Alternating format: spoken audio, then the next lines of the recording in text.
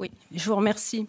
Merci d'abord, Madame, d'avoir remis un peu l'église au milieu du village, c'est-à-dire que le sens du texte, les idées de base, effectivement, étaient très précis. Vous avez rappelé les articles, le considérant 91, article 36-48.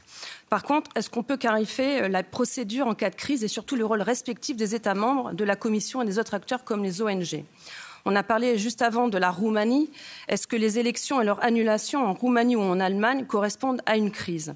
Parce que quand on relit le texte, moi j'avais bien compris que dans cette réglementation, que ces crises pourraient résulter de conflits armés ou d'actes de terrorisme existants ou nouveaux, de catastrophes naturelles telles que des tremblements de terre ou des ouragans, ainsi que des pandémies ou d'autres menaces transfrontières graves pour la santé publique. On est donc dans des problématiques de sécurité publique ou de santé publique et uniquement dans des circonstances extraordinaires. Alors, donc, quel est le rôle dans cette procédure de l'État membre où la plateforme a son siège, notamment en Irlande ? Ma deuxième question concerne le rôle des experts indépendants. Je dis bien indépendants normalement, parce que qui sont-ils ?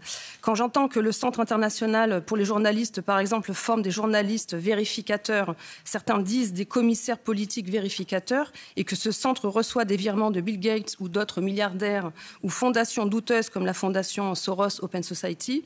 D'ailleurs, c'était le cas aujourd'hui avec un expert roumain dont les financements par des puissances étrangères et la fondation Soros n'a pas été évoqué avant de lui donner la parole.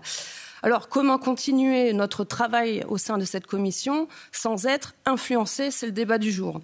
Pour finir, j'ai entendu dire qu'en Roumanie était mise à l'œuvre une nouvelle loi nationale pour contrer les plateformes, notamment à ce qu'ils, en 5 heures, puissent enlever le contenu d'un post sans vérification. Et pour finir, combien d'enquêtes sont ouvertes ? Je vous remercie encore pour votre travail et vos réponses.